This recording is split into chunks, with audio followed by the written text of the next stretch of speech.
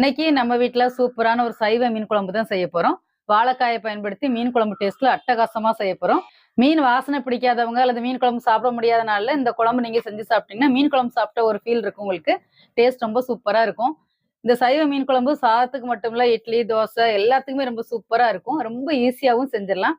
வாங்க இன்னைக்கு சைவ மீன் குழம்பு எப்படி செய்யறதுன்னு பார்க்கலாம். சைவ மீன் குழம்பு செய்யறதுக்கு தேவையான பொருட்கள் என்னன்னு பார்க்கலாம். இந்த குழம்புக்கு முதல்ல வந்து நம்ம வாழைக்காய மீன் மாதிரி மசாலாலாம் தடவி கொஞ்சம் வறுத்து எடுத்து வச்சுக்கலாம்.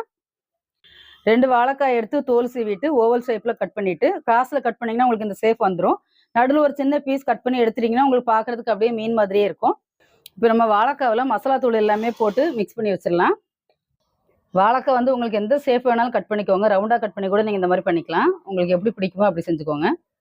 இப்போ நம்ம இதெல்லாம் மசாலா தூள், உப்பு எல்லாமே சேர்த்து கலந்து வச்சிடலாம். ஒரு 1/2 ஸ்பூன் உப்பு,